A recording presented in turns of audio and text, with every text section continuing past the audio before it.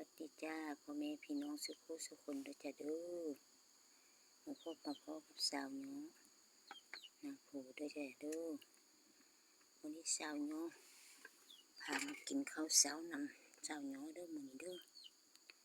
มีแต่กินได้พี่น้องเอ้ยมื้อนี้มีเมนูไข่อันนี้ไข่ทอดพี่น้องเลยมาทอดไข่กินแล้วก็ไข่ต้มพี่น้องไข่ต้ม3 หน่วยแล้วก็ข้าวปุ้นนั่นปุ้นพี่น้องเอ้ย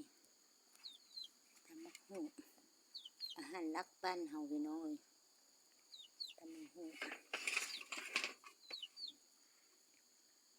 เป็นอาหารเช้าๆเนาะเอ้ย โอ้ยขอโทษน้ำลายพี่น้องเอ้ยอากาศเปลี่ยนแปลงกันเลยเป็นหวัดเมื่อคืนนี้เช้าเนาะลงกรีดยางตี 1พี่น้องเอ้ย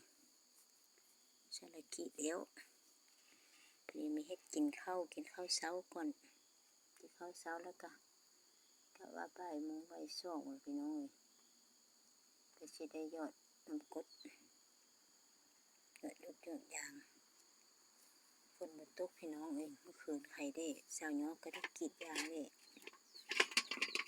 อันก็ติบข้าวสาวน้อ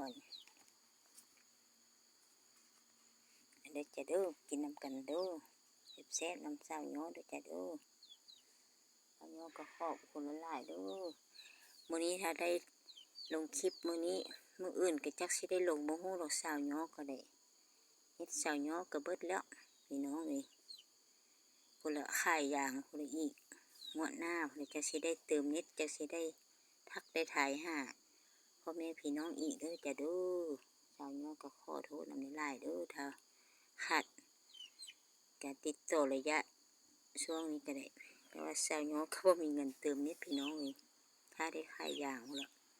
จะสิได้เติมน้ำเพิ่นจะสิได้เฮ็ดคลิปหาพ่อแม่พี่น้องสุขุสุคนคือเก่าจ้าขอบคุณหลายๆเด้อจ้ะเด้อเอามากินข้าวน้ำสาวน้องเด้อจ้ะเด้อ